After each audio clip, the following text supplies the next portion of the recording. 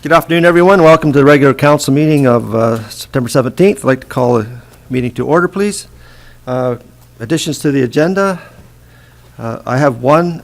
There is a letter from a group of concerned citizens led by Frank Godfrey of Coburg, which we are going to add as communication item 15.18. It deals with the section of the agenda 13.8, the employment zones in of Northumberland County, and they have sent us a letter. I'm going to distribute copies to the members of council. It's a reasonably extensive letter. We're not going to read the entire thing into the minutes, but we'll address it when we get to 13.8. If that's all right with everyone. Are there any other further additions?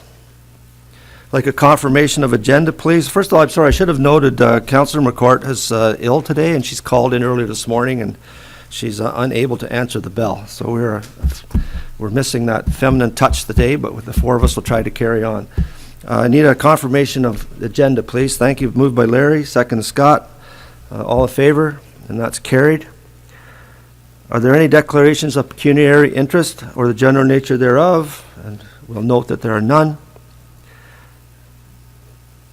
Presentations and delegations, 5.1. Blue Dot. Faye McFarland, read a presentation to council.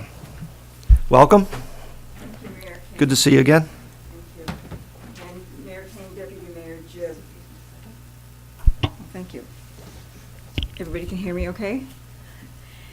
Council members, staff, and members of the public.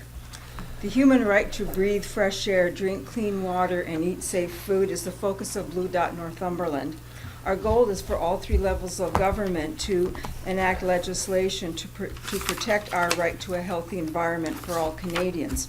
Hamilton Township Council passed what we call our Blue Dot Declaration on September 2018, joining the municipalities in Northumberland County Council and Alderville First Nation Band Council, and 173 municipalities across Canada with your commitment to protect our right to a healthy environment. Hamilton Township Council has begun to implement our declaration. We especially appreciate Mayor Kane's role on County Council to support looking at alternatives to the use of glyphosate in weed control.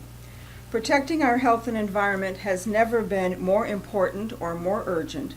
Today, municipal governments are being called upon to take the lead in protecting our part of this earth.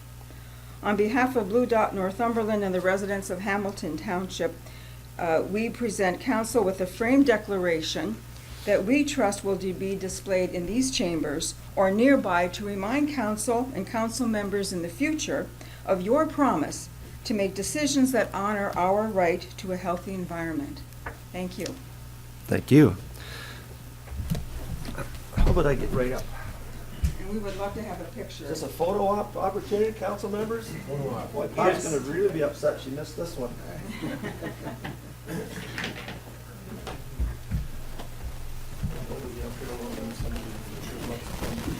Oh, jeez. Maybe it's somebody else. No. This way should do it this way.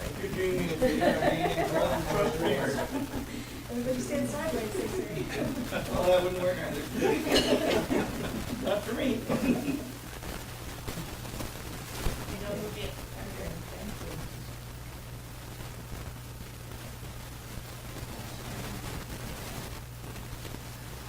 Thing upside down, Bill. I was taking pictures of my cell phone. Thank you very much.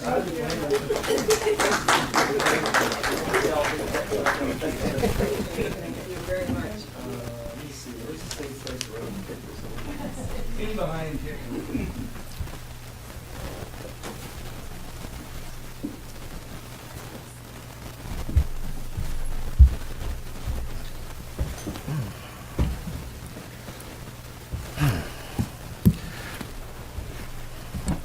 Okay, public hearings and meetings. We need a motion to adjourn to public meeting under Section 34 of the Planning Act Mover and a seconder, please, that council adjourn to a public meeting under Section 34 of the Planning Act. Moved by Mark, seconded by Scott. All in favor? Carried. 6.2, ZBA 03, 2019, Houghton, 3663 Whitney Howard Road. Thank you, Mr. Mayor. Thank you. I'd just like to remind council and the members of the public of the procedures for a public meeting under the Planning Act. You have announced the intent of this meeting, and I will be giving my planning report, a synopsis thereof. The entire report is available on the township website. The floor will then be open to the public. Please make yourself known to the clerk and come to the microphone so you can be heard. The order of speaking is as follows. Those persons in support of the application, those persons in opposition to the application, those persons seeking clarification, and the applicant will have an opportunity at the end to make comment as necessary.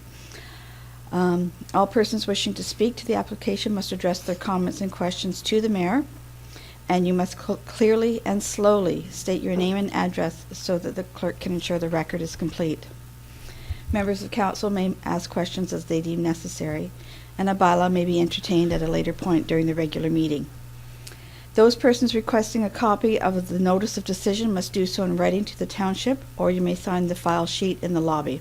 Thank you. As you said, this is for application ZB 80319, Chad and Shelley Houghton of 3663 Whitney Howard Road. The notice of public meeting was circulated to the neighboring property owners on or before August 26, 2019, and the signs were posted on the property on August 23, 2019, in accordance with the Planning Act. The application is seeking to rezone the lands to permit an accessory dwelling within the existing detached accessory building, with a reduced minimum distance separation from the subject building to the neighboring barn on the west side of Whitney Howard Road. The provincial policy statement of 2005, as amended in 2014, does address secondary or accessory dwelling units. The PPS does wish to accommodate a range and mix of residential uses that are compatible with the rural landscape and sustain rural services, avoiding development and land use patterns which may cause environmental or public health concerns is also required in council's consideration, and new land uses shall comply with minimum distance separation formula. In the very recent past, the provincial government has brought forward Bill 108, More Homes, More Choice Act of 2019, directing municipalities from its secondary housing units. These secondary units may either be within the principal single detached dwelling or in a detached accessory building, provided there's only one unit in the house. So you can't have a total of 3 at the end of the day. This proposal appears to be in keeping with the general intent of the provincial legislation. Looking at the township official plan, the rural designation, which is the designation for this property, again permits a range of residential uses, and also in congruency with the uses that are permitted in the agricultural designation. However, our official plan is currently silent on a secondary residential unit in a detached accessory building such as this for this type of purpose. If it was for full-time farm help, it would be permitted, but the intent that I've been made aware of is not for full-time farm help. The township is in the process of updating our official plan to be consistent with Bill 108, and budgeting has been set aside, but we haven't finished that project yet. The zoning bylaw, the parent lands were severed under application B 2113, resulting in a 14.5 acre lot, and part of that process, they were zoned marginal agricultural 19. The special provision 19 was with respect to identifying the minimum distance separation from the neighboring barns to any residential use, and that separation is 727 feet as calculated.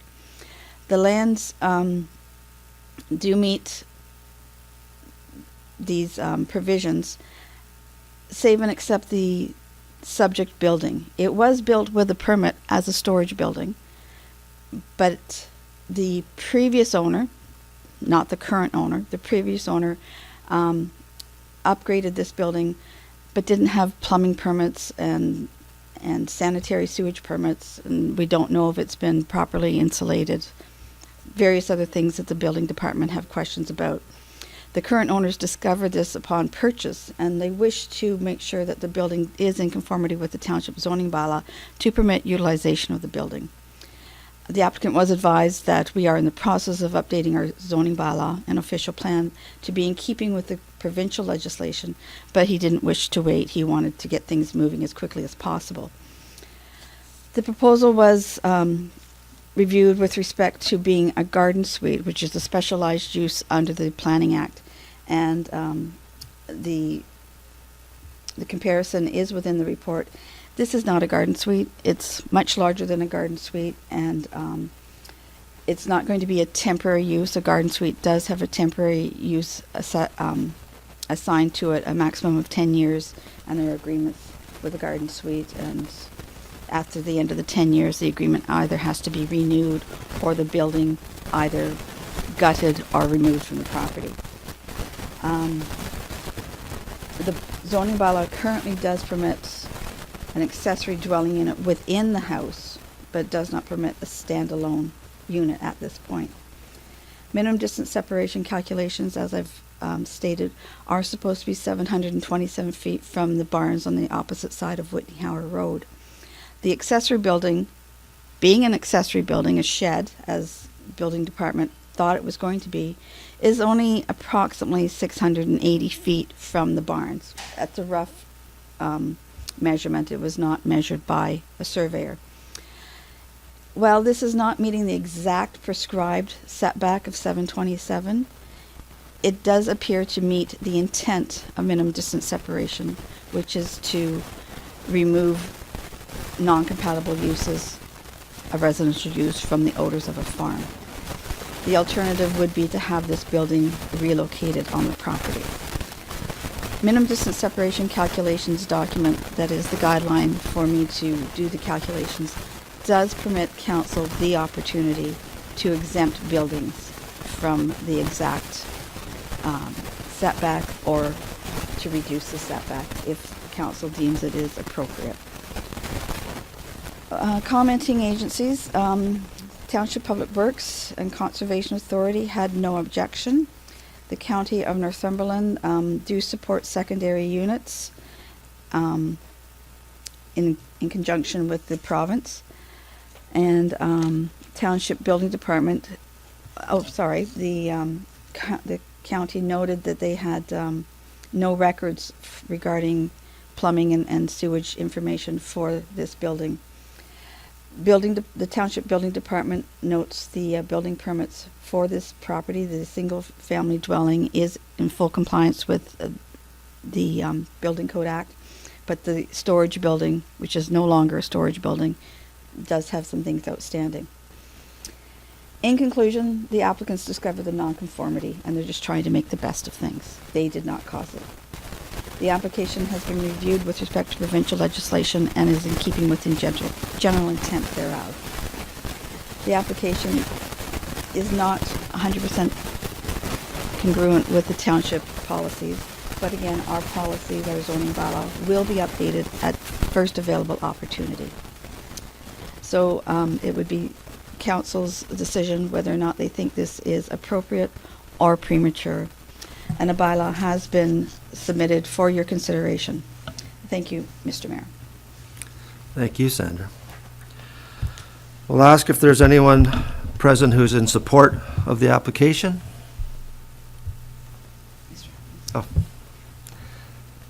My name's Chad Houghton. I'm the owner of the property on 3663 Whitney Howard.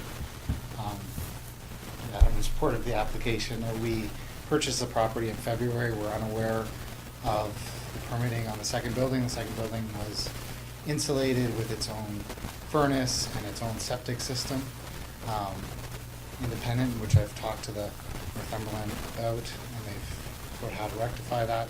And we just found out through through inquiries that it was not permitted properly, and we wish to make it right. Ideally, I'd love for my mother-in-law to move in there, but more than that, I just want to make the building right. Okay. Thank you. Are there any persons present who are in opposition to this application? Are there any persons present who just want to seek clarification or have questions about this application? Seeing none. Turn this over to council members for questions or comments. Scott? I'm somewhat familiar with this building, just general knowledge. I appreciate the fact that any new owner would come forward to the municipality and be honest and forthright and say, I believe I have a problem, what do I do?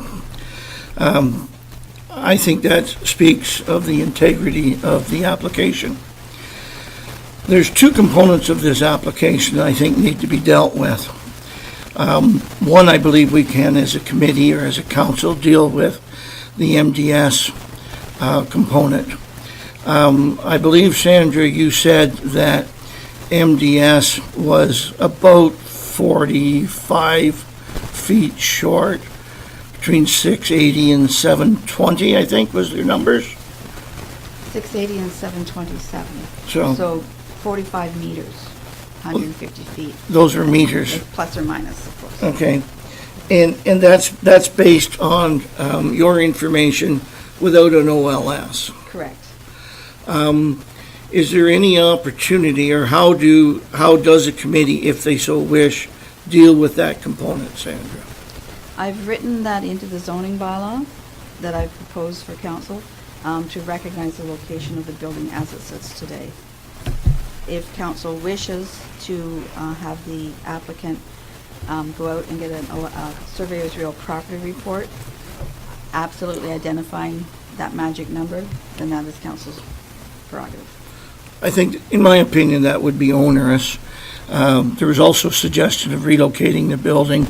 I think that's extremely onerous, considering the nature, and we're within reason of the required distance, and of course the variable on the property with the agricultural animals is something also that we could factor in. And therefore, I don't have a problem with that as a member, voting member.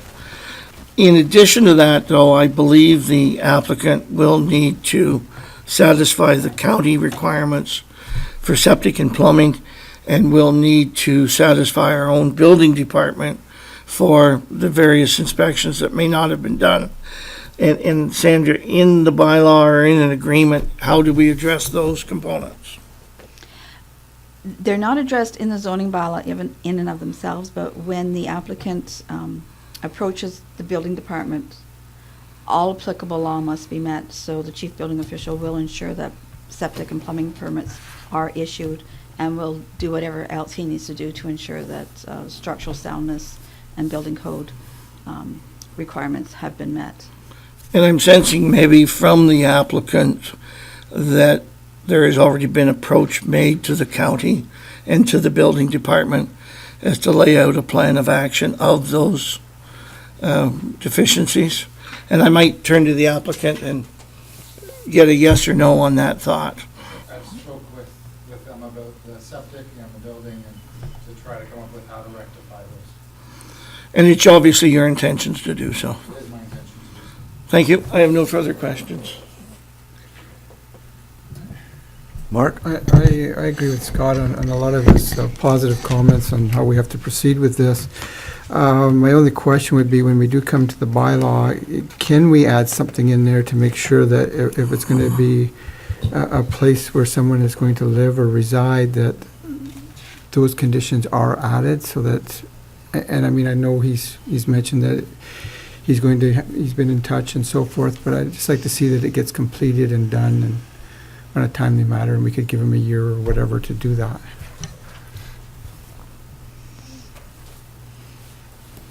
It's something I could put in. I'd have to take a few moments to figure out how to word it and bring this back at the end of council for council I know I would be consideration. more happy, I don't know how the rest of council feels, but I'd just be a little more happy to see that within the bylaw, when the bylaw comes forward.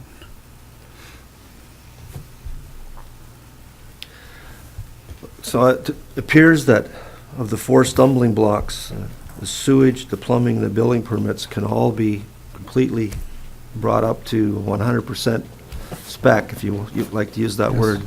So the only issue we really have then is, are we just feeling that 682 feet is close enough to 727 feet to let this go? Wait a minute, Sorry. we've gone from feet to meters back to feet. I'm Uh-huh. confused now on this. Okay, no, it says feet in the report. Sorry. Sandra? It actually says both, I'm sorry. 150-foot difference, roughly.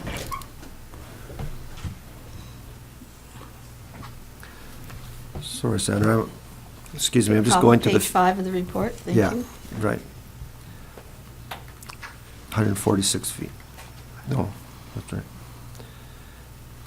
The numbers are given in meters and then in brackets in feet, so.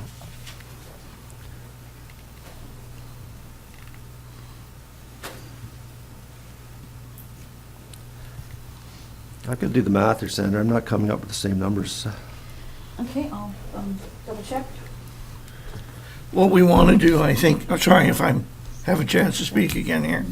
What we want to do is we want to recognize what's there.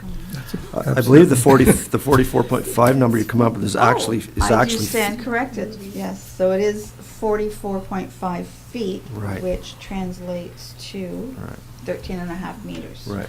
So we're actually much closer Yes. in reality than the numbers we had to work with, so. Me speaking personally, 45 feet to me is certainly not enough to me, for me to hold this up. It's No. insignificant. So, It's- all right. Anything Especially when else? it's not been truly measured yet. Right, well, it's gonna be give or take a little bit. All right. So, we need, when you're looking for a motion then, Sandra, towards this, or how are we proceeding? I do have a question. Yes. I'll- With that extra paragraph that I'm going to try to wordsmith to put in, is council desirous of a performance agreement?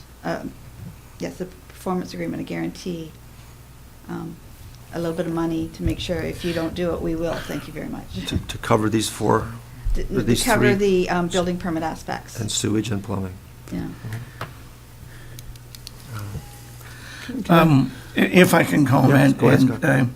considering the profession of the individual present, I think signature and integrity is of the highest degree, and we don't need a performance bond or submission of money. Excuse me, yes, Kate, go ahead.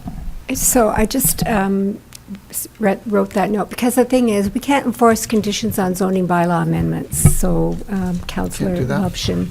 So to look at an alternate way to do that, generally, any conditions of development, we do that by way of an agreement with the municipality. If, certainly, if council feels that a letter of undertaking would be sufficient in this particular case, then Sandra can draw that letter of undertaking up, and it's signed by the CAO and the landowners, if that's sufficient. I would support that. Yes. And I would support it as well. The 2 situations, if this was something that we discovered, like our building department discovered this situation, then I could see us wanting some kind of performance guarantee, but it was the applicant that discovered this and brought it forward to us, so I don't see a need for it either, so, yes. To build on Deputy Mayor Gibbs' point of the applicant being an upstanding citizen, the chief building official is aware of this. And if this is not rectified within a significant time, and that's up to the chief building official, then he will chase after him. and say either do this or do that, get it right or gut it.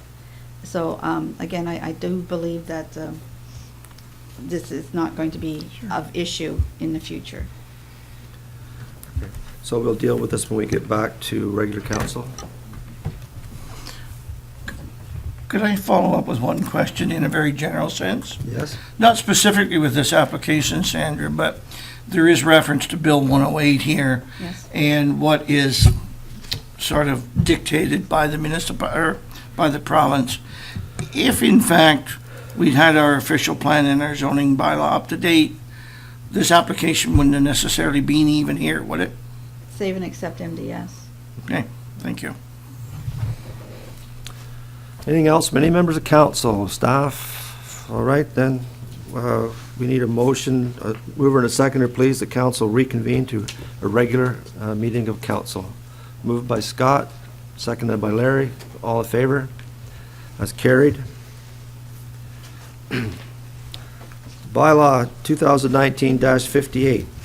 We're looking for a mover and a seconder, that bylaw 2019-58 being a bylaw to amend zoning bylaw 2001-58 as previously amended to place certain lands within part lot 26, concession 5, known as 3663 Whitney Howard Road, under assessment roll number 14-19-000-070 034 8000-000 into the special marginal agricultural exception 37 zone to permit a dwelling unit in an existing accessory structure at a less than the required minimum distance separation from existing farm operation, be given first, second, and third reading, and finally passed the 17th day of September 2019. I have a mover, please. Thank you, Scott. Seconded. Thank you, Larry. Any further discussion? All in favor? I'm sorry, do you have something to add, Arthur? Okay, all in favor? That's carried. So after, you mean is after council or is after we vote? After we vote. We voted, it's carried. Could you- Just through you, Mayor, just to clarify, Deputy Mayor Jim's plan, Bill 108, and that was passed 100 years ago. So it was our zoning bylaw will be brought up to date to reflect some of the changes to priority zones of who are provisions to the plan, county version on strategy. So this is all material that's fairly current. So it will be something that we'll be looking at on future applications as we go forward, and also updating the policy that will affect property costs. Thank you. Thank you. Thank you, Sandra.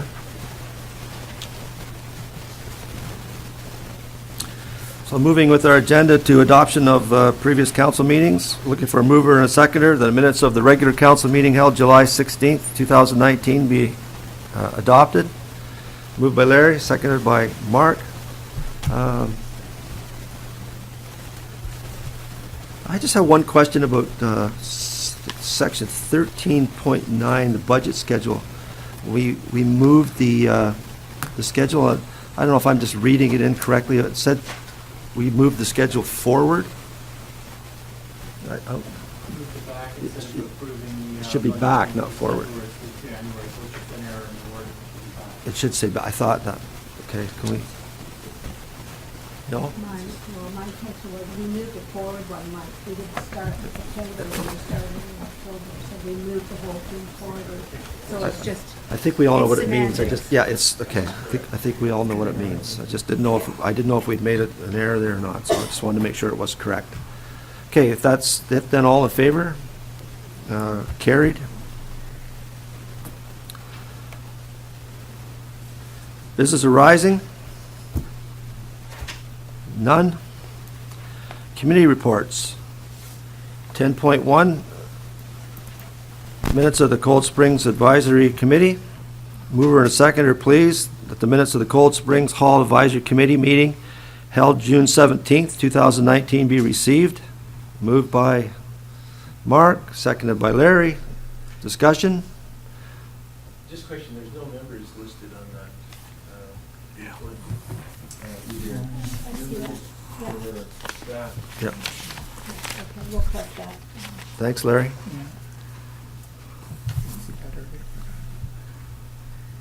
And was that the Cold Springs advice? I think there was also something wrong with their minutes. 6D was an incomplete, it just looked like it left off in midair. I don't have it right in front of me, but I noted it when I went through the minutes the other night.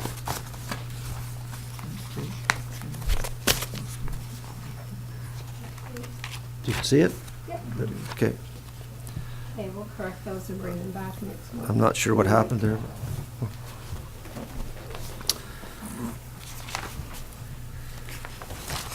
All right, so we're going to make corrections to bring that forward, so Yeah, we'll- it'll have to come back again, all right. 10.2, minutes of the Heritage Advisory Committee. Need a mover and a seconder that these committee meeting held July 24th, 2019 be received.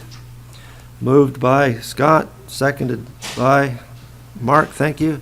Any discussion on this one? All in favor? That's carried. Minutes of the Joint Animal Control Municipal Services Board, that the minutes of that MAS meeting held May 6th, 22nd, 3rd, and 24th of July, 2019 be received for information. Mover, thanks Mark. Seconder, thanks Larry. There's 4 sets of minutes there. Anyone have questions? Are they not being submitted to us? Is that why we got them lumped up? I just haven't had them on Okay. the agenda. I Okay. realized when I backtracked, so thank you all for it. Thank you. All in favor then of those minutes? That's carried. Police Board Services meetings, we need a mover and a seconder that the minutes of the meetings for Police Services Board held March 28th, April 25th, May 23rd, June 27th, and July 25th all be received for information. Moved by Scott, seconded by Larry. Thank you. Questions? All in favor? Carried.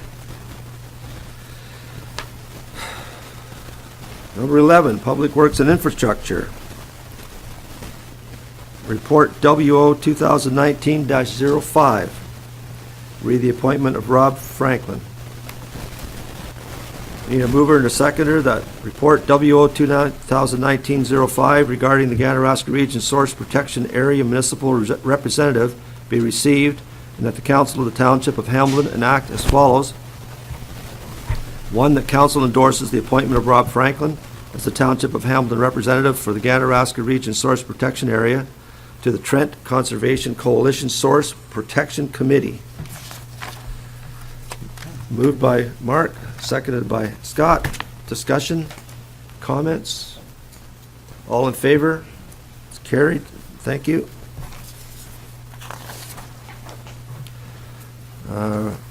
Recs and facilities, no reports. Corporate services. Report PNG 2019-20. Read the Hunter Consent Agreement. Looking for a mover and a seconder.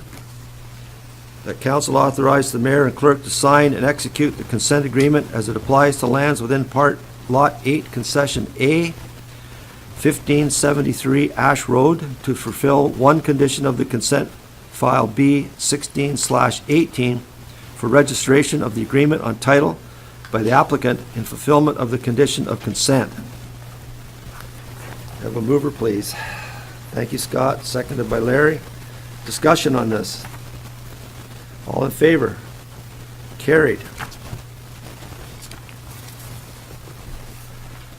13.2, the Davy Consent Agreement.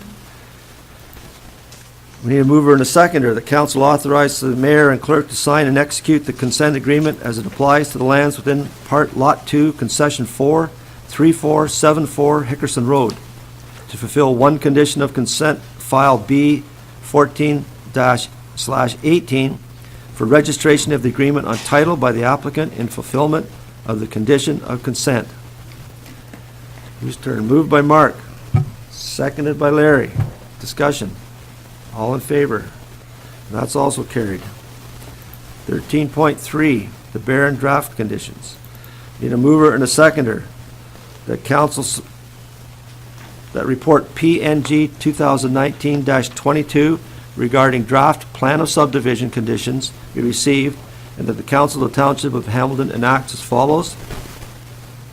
The council supports the recommended draft plan of subdivision conditions as they apply to SUB 02/18 Barron, Part Lot 6, Concession 9, Sutter Creek Drive and Sully Road, and directs the planning coordinator to forward the conditions to the County of Northumberland for inclusion in the draft approval of the proposed plan of subdivision. Moved by Scott, thank you. Seconded, Mark. Discussion on this. Yes, Larry. I just want to say I'm glad to hear that Jake comments, the recommendations. The only question I have is that going to incorporate the runoff through the little lake cottage to the lake? Or will it be just going to I know you're looking at me, but I'm going to have to defer that question to someone else, staff, if they have an answer. I don't know, or we'll have to try to speak to it, find an answer for you. Through the mayor, any additional runoff will not be directed to neighboring parties. What's there is there. It may be lessened, but it is not incumbent upon the applicant to correct an existing situation for somebody else's property. I hope that answers your question. Just to ensure the fact that the concern from the residents below the Barron property on Rice Lake Scenic Drive is that their concern was the runoff through, which seems to be a ditch that runs through the Willow Bay property, not be overwhelmed by runoff. So if that's the answer, then I understand that. The engineering is designed so that it doesn't get any worse than it currently is. Fingers crossed it would get a wee bit better, but it is designed to, post-flow and current flow are supposed to be equal. It's certainly not allowed to be any greater. Okay, thank you.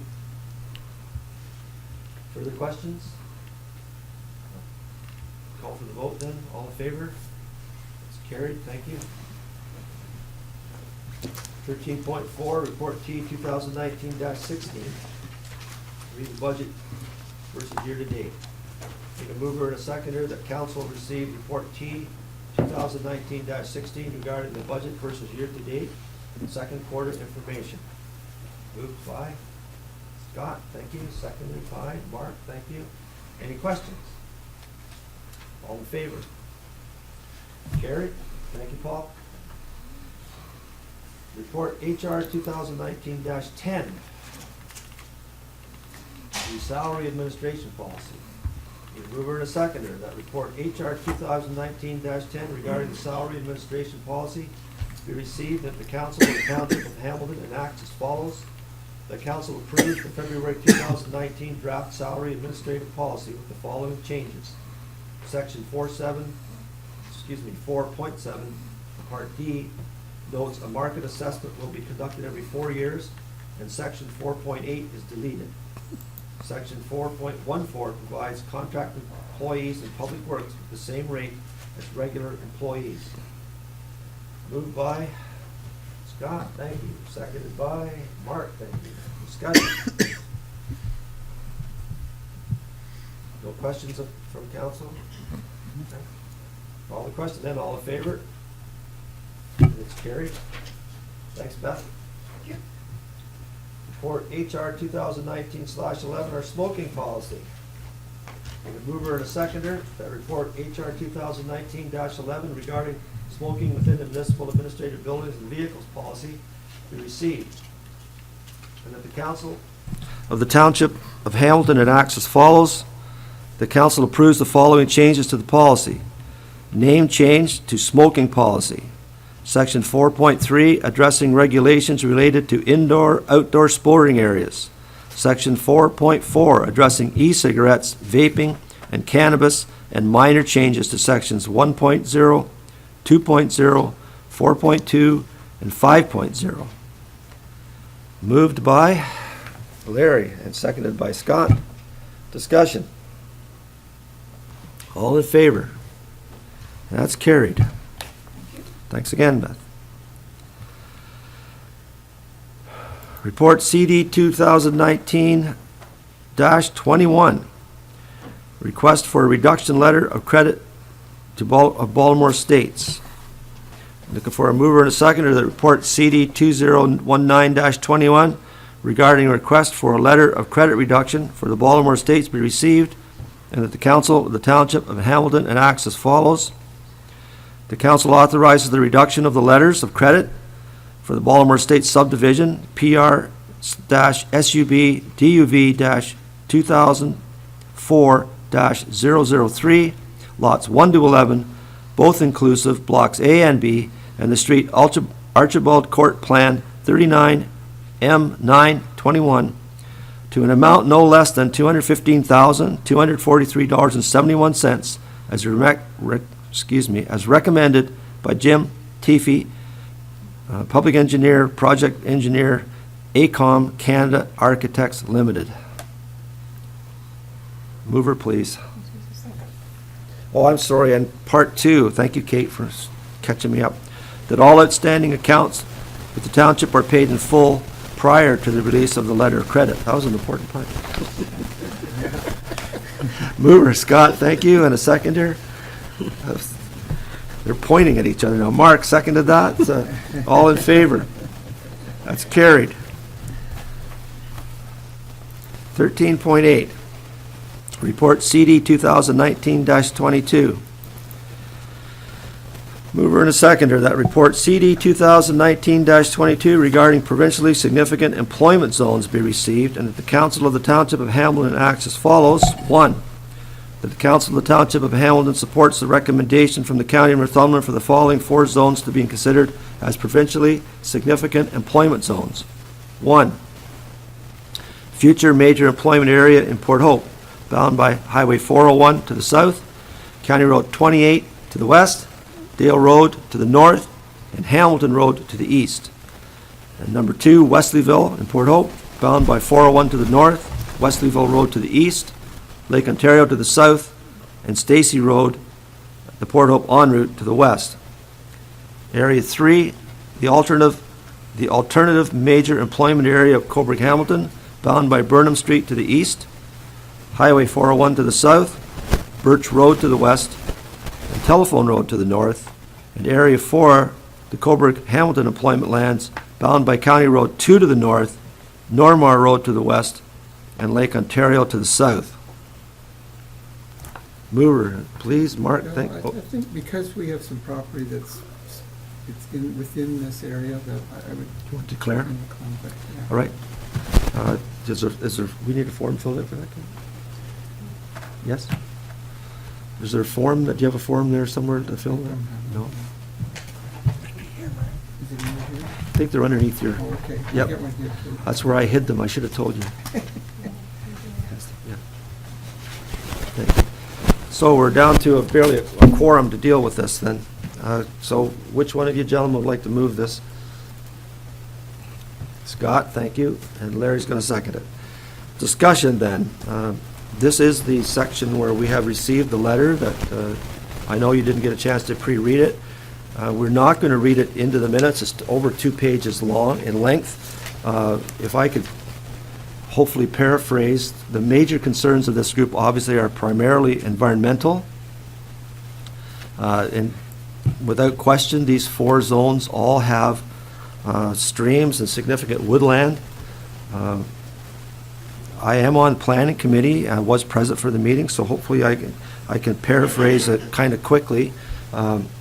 What is actually happening is these 4 areas are being set aside as employment areas, meaning that the land will be set aside to be used for industrial commercial purposes. And there will not be plans of subdivision for residences accepted on these 4 parcels. All other environmental regulations apply. The provincial policy statement applies. All provincial conservation and environmental protection applies. Ganaraska Conservation still has authority. It applies. There's nothing that will be done in these zones now that couldn't have done before as far as being against the environment or opposed to the official, the provincial policy statement. So it's all still covered. The only thing it's doing is guaranteeing that the lands will be set aside for industrial commercial use. Reason being, these 4 areas are 4 areas that could very likely at some point be covered by municipal water and sewer. So that, we'd never be able to have industrial zones without municipal water and sewer. So that's why these 4 areas are being, I don't know if hoarded is the right word or not, but they're being, kept aside so that no plans of subdivision for residences can go in there. That's the primary function of what we're doing today if we pass this designation for provincially significant employment zones. So we're not planning a 25 square kilometer concrete pad. It's just not going to happen. I don't know if that clarifies it enough for everyone or not. Do you have further questions, Scott? I do. I understand. I understand your comments about the opportunity for development land set aside and no plans of subdivision.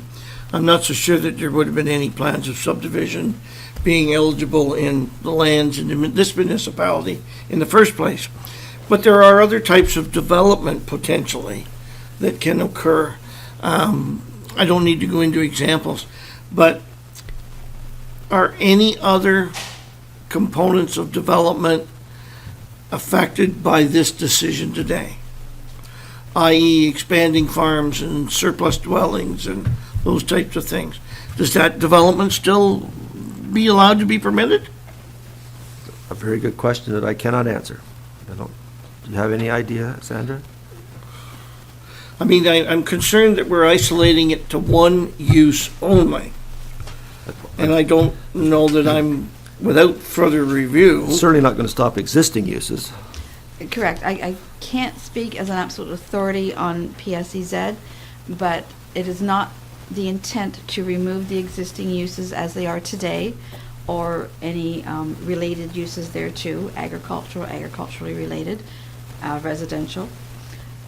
Single detached residential, for clarity.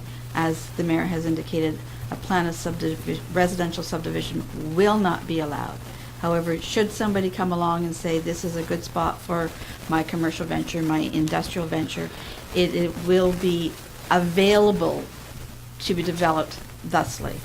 It will not have to stay in agricultural use, but the agricultural use will not be prohibited until such time as commercial industrial comes forward. Does that help?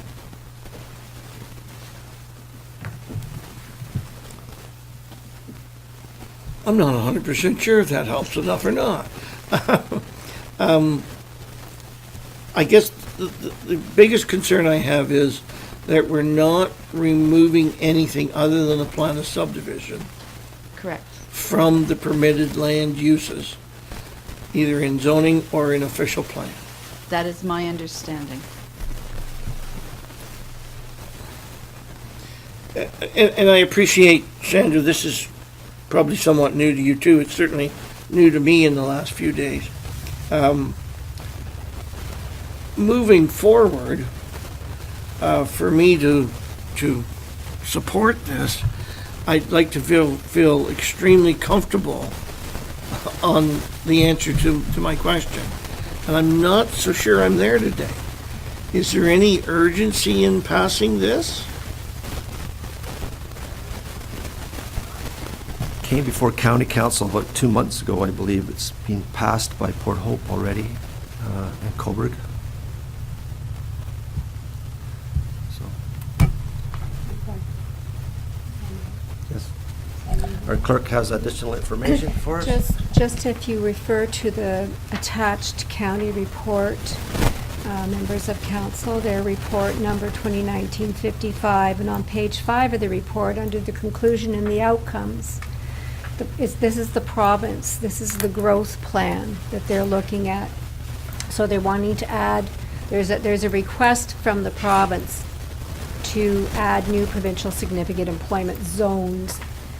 and the growth plan has been recently revised. So they have projected employment for areas. So for Northumberland, there's projected employment. And all they're wanting to do here is to ensure that there are going to be lands set aside to accommodate that projected employment. And they're looking at the SAVIC lands, which are already designated in our official plan and zoned accordingly. And then also this other sector of land between Burnham and Birch and north of the 401. So they feel that those are areas, proposed locations that can accommodate the projected employment over the growth plan's timeframe. So we're not looking to prohibit or preclude the protection of anything that's environmentally significant on those lands, because again, this is a provincial growth plan. All of our other regulations and legislation comes from the province. So all of these are provincially led initiatives. It's not there to preclude a farmer who has farmland. It's not precluding him from continuing to farm. But if these official plans are amended to designate these areas as employment, because official plans and zoning bylaws, it's a trickle-down effect. It comes from the province down to the county's official plan, and then down to the lower tier official plans and zoning bylaws. That all has to occur in order for changes to be made. If I may follow through on that, I appreciate the environmental items that are going to remain. I also appreciate the fall down from the province for employment lands. What I am concerned about, and I'm still not 100% sure with our conversation thus far, is if the land uses that are there today and the land policies within our official plan are going to be added to with this employment area, or whether we're going to lose those opportunities in zoning and official plan for future, i.e. Expanding farm operations and surplus dwelling severances. And that's where I would like to feel comfortable in hearing that, no, none of that's going to change. And I'm not so sure I've heard that yet. Thank you, Mr. Mayor. Through you to the Deputy Mayor. I believe that when we bring forward our official plan updates, council of that time will ensure that the policy for these specific areas will allow for current plus something in the future. We can identify a special policy area and have it say what we deem it appropriate to say. So we can make sure that the current rights are not removed, but at the same time adding additional rights for future use. And you feel without a doubt that that will be our option, the council of the day, to do so? Yes, I do. It's something council can adopt, and then it would be subject to approval by the county. But as long as we're adding the commercial use, I think that would be something that we could do. But, you know, it's something to go forward. Thank you, Sandra. Arthur, you have something to add as well? Just if I may, part of this is it's new and emerging policy direction from the province, and so we're all sort of learning it with it as we go through. I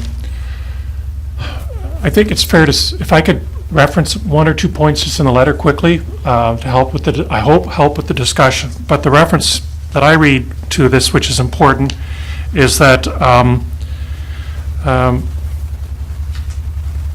they have identified these growth 29 zones that are going to have enhanced protections for employment areas.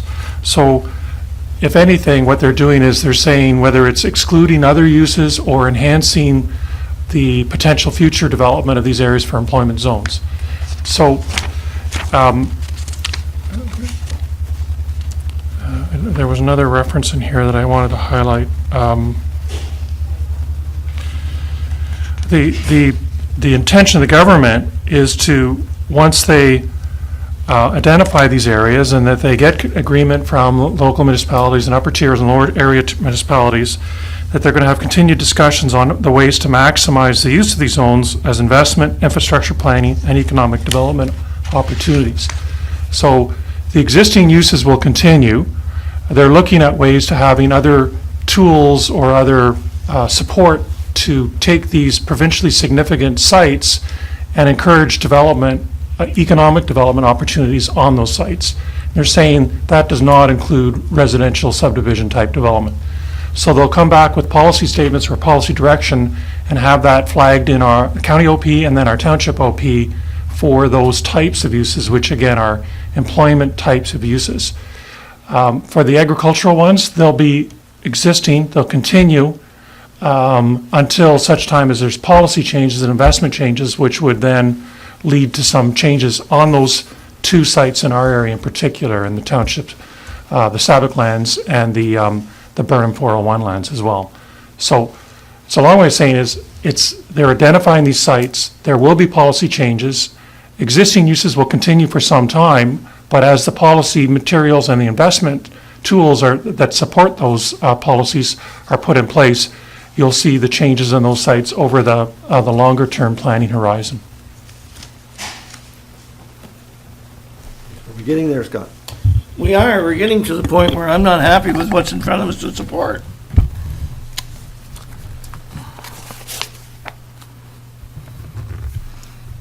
I don't know what more I can add on staff. I mean, if someone's farming the area now and they wish to clear more land to expand the farm, is there any reason they can't do that? Clearing the land? I would see from just an initial reply, the existing uses will be able to continue on as an existing use, just like you have existing conforming uses or not legal non-conforming in other areas. It's more of a policy direction as two things. One is the policy direction will change, but also you'll get investment tools to support the change. In other words, whether it's sewer water extension or grants to support people putting proposals forward, they're looking at that whole range of tools. That's what they're suggesting through this document. But they're starting the process to get the areas protected so that they're not basically used for non-economic development, significant economic development zones.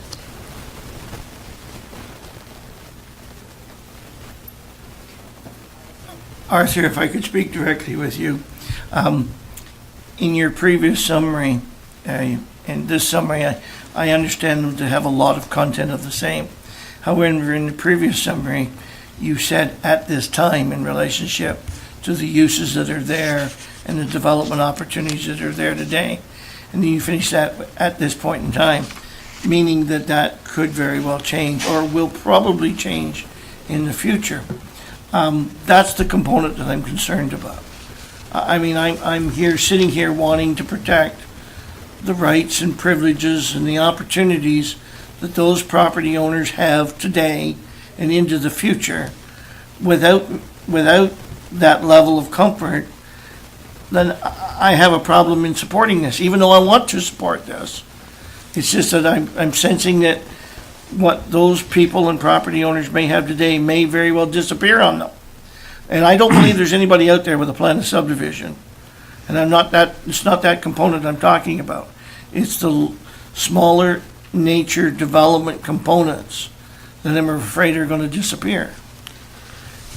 Can I, through you, Mayor Kane, just to move that one step along further, I know, for example, in the Sept lands, we've been having discussions about, they are presently using that obviously for a sizable industrial property in our community.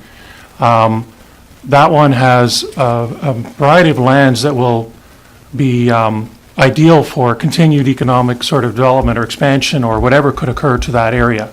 Similarly, I know that at the 401 and Burnham, which is another one in our township that's been identified, the owners of some of the property in that area have held consultations about how those areas could be developed in the future and what that might start to look like. And they held they've held public working sessions with people to look at some of those alternatives. So I think they're looking at what could the future be for the site in this area in the future, and they've been looking at, as owners, what that could be done. This is something that's almost catching up with discussions that are already occurring locally for some of those sites. So I don't think, I don't know all the owners involved, but I don't think any of them would be surprised to see this as being an area targeted for provincial and economic development zones. And it would be identified in our plans, and they would be aware of those changes as we go forward, similar to the, for example, the Nagle Road area that was identified as a future interchange. That is something that we've known for many years as a potential, but it takes many years to get there, and then people are involved in some of the discussions, consultations as it goes forward.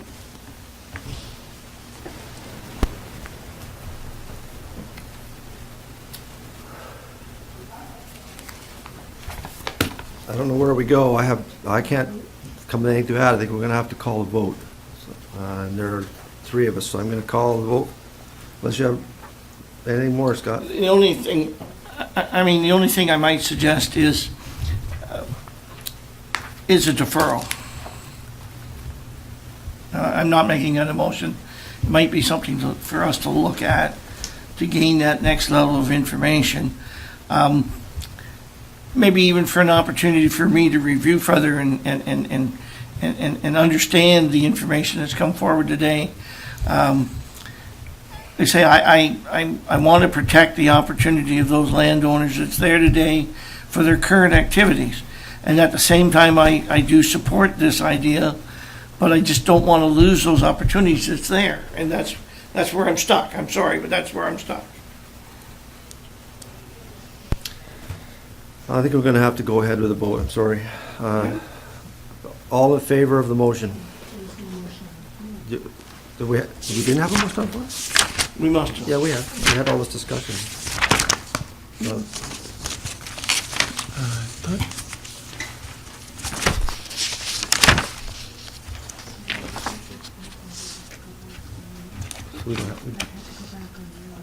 Okay.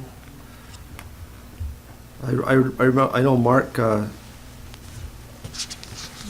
stepped at conflict, so and I remember I asked somebody had to mass it, and Scott moved it to get it on the floor, and Larry seconded it to get it on the floor. Mr. Chair, this is just to accept or to approve the recommendation. It's not to pass the bylaw to enact it, right? No, just to support it.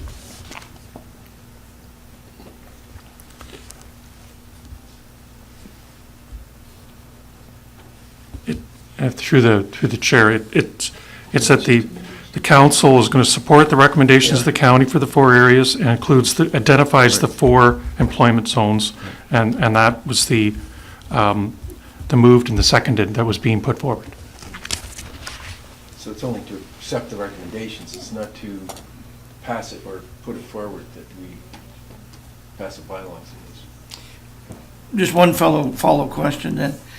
Based on that little snippet of information, will the sitting council in the future have an opportunity to ensure my concerns of the potential developments that's there today being maintained? I think that's going to be a county, this is a county initiative, so it depends on how fast the county does something and what they bring forward. The township would also have to update the official plan and zoning bylaw to be in keeping with the county official plan, which of course is in keeping with provincial legislation. So again, when we come forward with our update, these items will be greatly discussed. It could be included. And we'll do our very best to include things that we can include. So we take that as a yes.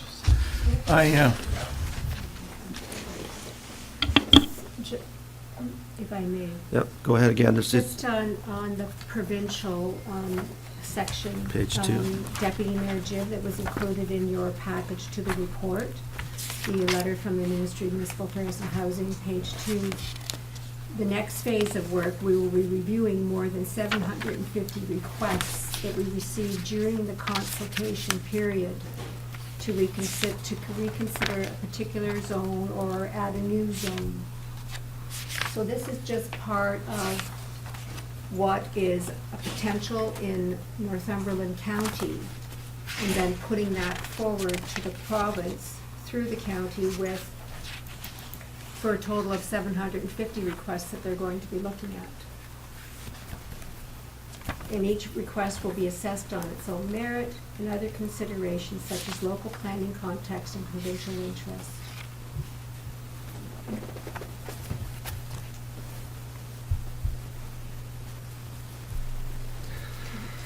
So I'm going to call a vote then. All in favor?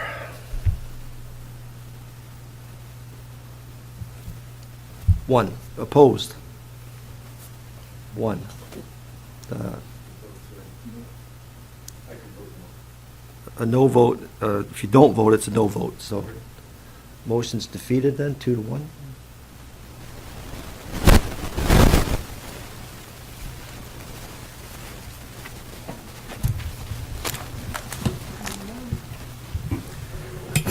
Can't bring that forward for another year.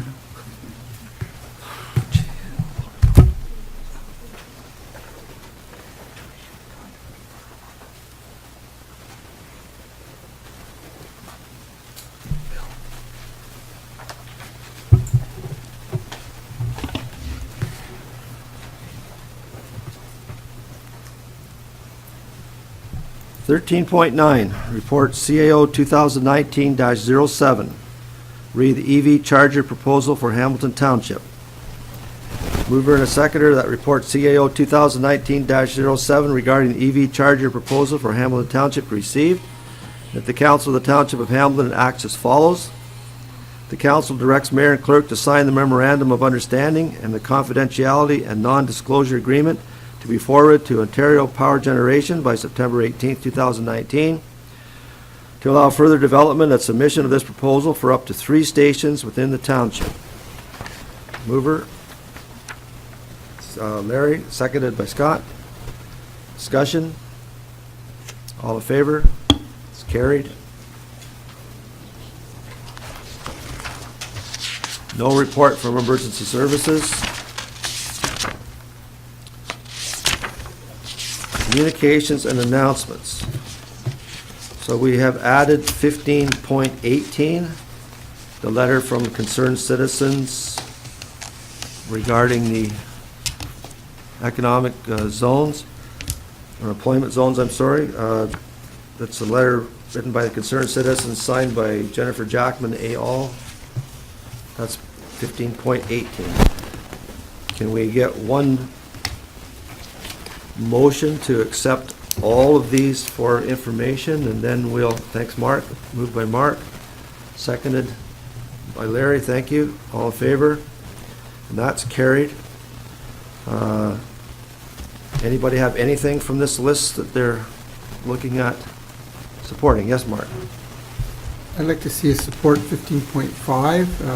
It's where we combine the two conferences back to the way that they used to be. It's been a shame that they split them to begin with, and I know it kind of limits council members to which one they can attend. If they attend, if they attend Roma, they're more than likely not going to attend the Ogre the way it is now. So I'd like to see us combine that again.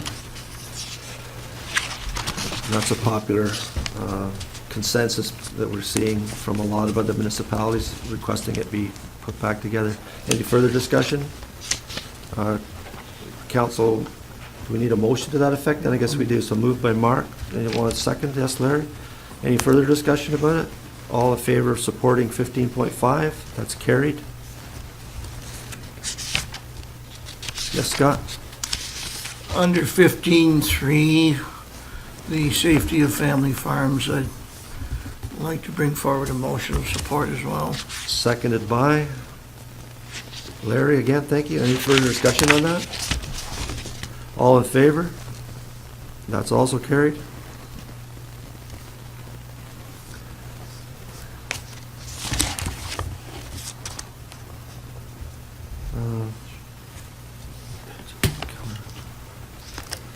So I have Is everybody else finished then? I had circled 15.4, the McCullough rate the municipal amalgamations, that they're actually not in favor of municipal. They're trying to get the provincial government to take a long, hard, close look before they force amalgamations between municipalities. I think we've been down that road before here.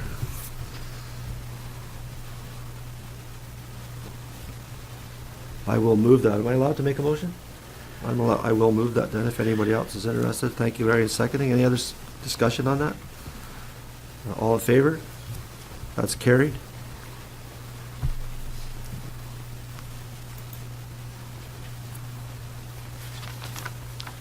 Any others?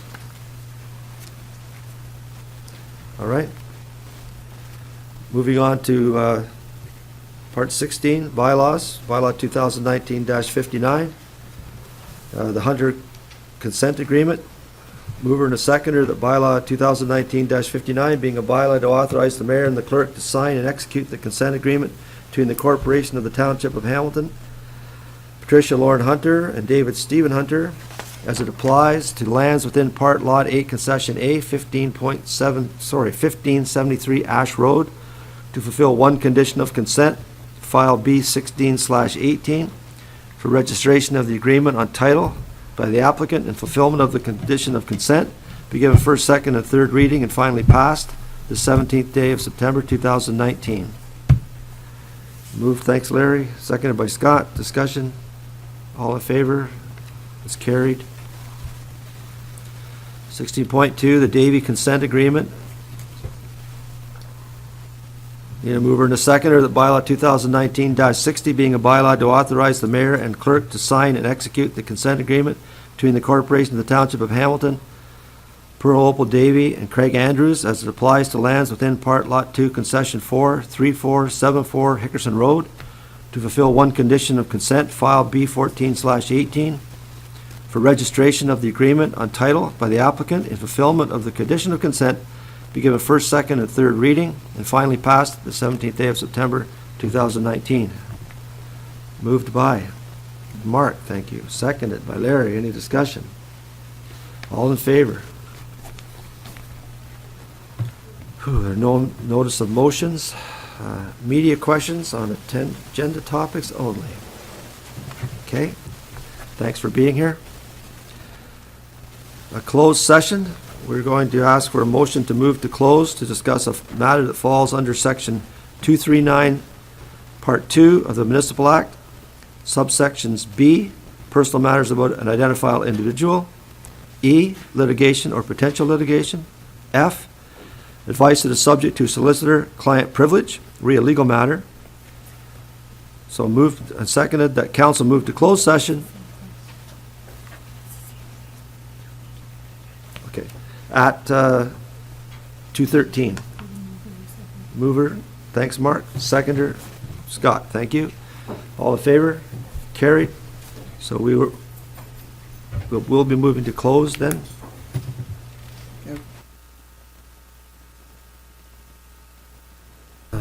Okay, thank you, everyone.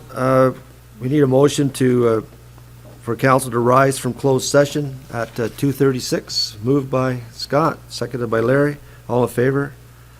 Thank you. So it's 2:36, Kate. There is no report from closed session. Notices, September 24th, 2019 at 6, a special meeting of council for development charges bylaw addendum, sorry, I couldn't get that word out. So 24th at 6, okay. And September 25th, 2019 at 1 o'clock, a special meeting of council, the Integrity Commissioner training session will be held here. That is open. And that is open to the public. Confirmatory bylaw, mover and a seconder. Oh, sorry, Mark. Sorry, Bill, I just have a quick- on the September the 24th meeting, you've got a special meeting of council, but council doesn't have to attend this one, am I not right? That's correct, it's a public meeting. Yeah, It's a they're both it's a public meeting, meetings. not a meeting of Public council. meeting, not a meeting of council. Yeah, Right. okay, thank you. I know, and that was in correct what you were told. It is a public meeting under the Development Charges Act, that the public can weigh into issues. But there's one person. that has We had to- one at the first meeting, and one member of council and one member of the public, so we had them Yeah. fair, even Steven, right? And through the mayor, it would then come back to be a public meeting at, I believe it's October. we're doing Yeah. that. Okay, thank you for that. So we're back to bylaw 2019-61, a bylaw to adopt the proceedings of the regular council meeting held September 17, 2019, and authorize its execution to be given first, second, and third reading and finally passed the 17th day of September 2019. Moved by Larry. Thank you, Scott, for seconding. All in favor? That's carried. Moved by Scott, seconded by Yes. Mark, that the regular council meeting of September 17, 2019 be adjourned at 2:38. All in favor? Carried. Thank you, everyone.